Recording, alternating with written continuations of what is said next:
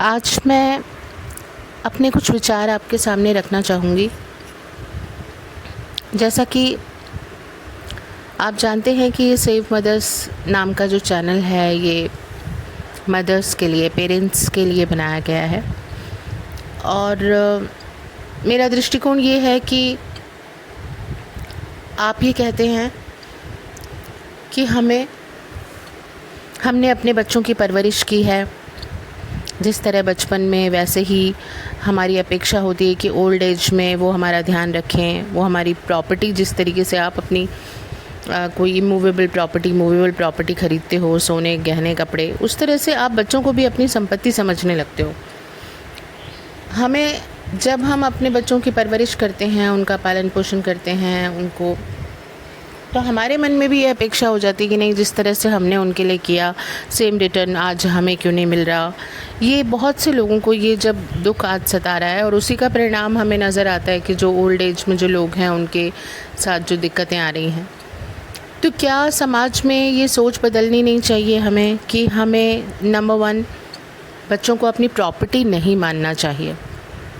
हम उन्हें अपनी संपत्ति मान लेते हैं और हम उनसे ये अपेक्षा करने लगते हैं कि चूँकि हमने उनके लिए किया है, उनको भी हमारे साथ वैसा का वैसा करना है। क्या हमारी ये सोच सही है?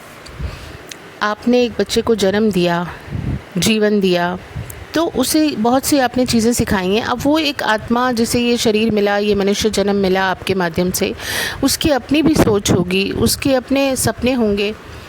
आप उसे आपके ही तरह के सपने, जैसे आप सपने भी वो देखे बच्चा जो कि आपने देखे हैं, उसके लिए आप उसे सपने देखने के लिए भी फ्री नहीं छोड़ते हैं। वो क्या बने, वो क्या करे, क्या ना करे, कहाँ रहे, किस तरह जिए, वो सब में आपका बहुत ज़्यादा इंटरफेरेंस होता है। वो एक गलत चीज़ है जो कि बचपन से लेके और फिर वो इस रूप में आ जाती है कि बड़ा होने के बाद उनके लिए जो भावनाएं हैं वो शून्य होती चली जाती हैं। उन्हें लगता है कि ये जो है हमारे लिए बंधन के सिवाय कुछ नहीं है। तो जिस तरह फ्रेंडशिप में बच्चे बड़े कंफर्टेबल होते हैं, वो उनके साथ बात करना पसंद करेंगे अपने फ्रेंड सर्कल में रादर देन अपने पेरेंट्स। तो हम एक स्वतंत्र वातावरण उन्हें क्यों ना दें। एक उम्र के बाद, टीनेज के बाद हम बच्चा जब लगे हमें कि अब यहाँ पे वो अपने स्वतंत्र निर्णय लेने के लिए सक्षम है, हम उस पे अपनी चीज़ों का बोझा ना ला दें, अपने सपनों का बोझा ना ला दें, हम उसे अपनी संपत्ति ना समझें, हम उसे उसका जीवन, आपने उसे जीवन दिया है, आपने उसे ज़िंदगी दी है, अब उसे उसका जीवन जीने दीजिए और आप अपना जीवन खुशी से जिए। जब हम दूसरे के जीवन में इंटरफेयर करते हैं, तभी हमारे जीवन में भी इंटरफेरेंस होने लग जाता है। हमें तो ये पसंद नहीं आता। अब चूँकि हम माता पिता हैं तो हमें ऐसा लगता है कि भाई हमारी चीज़ उसे सुननी चाहिए, हमारी बात उसे सुननी चाहिए, लेकिन आपको भी तो उसकी बात सुननी चाहिए। आप ये अपेक्षाओं का जो बोझा है वो हटा दीजिए, उसे संपत्ति मानना छोड़ दीजिए, उसे उसकी खुली हवा और उसकी ज़िंदगी में जीने दीजिए, आज़ाद कर दीजिए।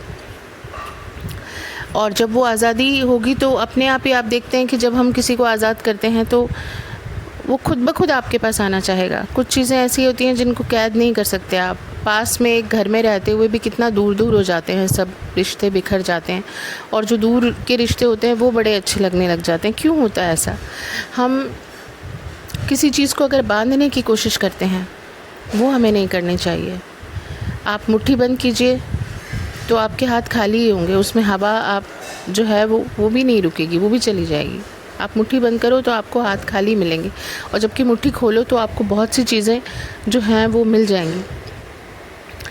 तो हमें खुद भी अपना जीवन जीना चाहिए, क्योंकि आप भी as a parent, as a mother, आपका भी अपना जीवन है। आप पूरा का पूरा जीवन एक बच्चे के जन्म के बाद उसकी परवरिश में लगाते हैं, बिल्कुल सही है। उसका जीवन और माँ का जीवन तो ऐसे बंध जाता है, और एक लेवल के बाद वो बच्चा आपसे दूरी बनाने लगता है।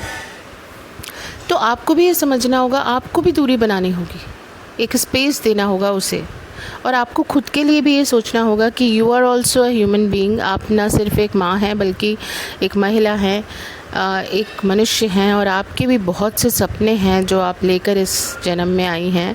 केवल मोह के बंधन में ही आप फंसे रहेंगे तो फिर आपका ये जन्म तो बेकार हो जाएगा। आपने भी कुछ सपने देखे होंगे, अब आप अपने लिए वो सपने पूरे करने के लिए समय निकालिए। अगर बच्चों की परवरिश पूरी हो चुकी है तो एक आपको भी खुशी मिलेगी। हम पूरी खुशी अपनी सिर्फ़ उन बच्चों में ही ढूँढने लग जाते हैं और एक वक्त ऐसा आता है कि वो हमें वो खुशी दे नहीं पाते। हम उनसे अपेक्षा करते हैं कि हमने उनके लिए सारा जीवन समर्पित किया, वो भी हमारे लिए पूरा जीवन समर्पित क्यों नहीं कर रहे हैं। यहाँ से दुखों का सिलसिला शुरू हो जाता है। तो थोड़ा सा हम अपनी सोच और मानसिकता को अगर बदलें, हो सकता है मैं कई जगह गलत भी हो सकती हूँ, तो मैं आपसे माफ़ी चाहूँगी। और अगर आपको ये बात ठीक लगी हो तो आप मुझे कृपया कमेंट बॉक्स में लिखकर बताएं कि क्या ये उचित दृष्टिकोण है।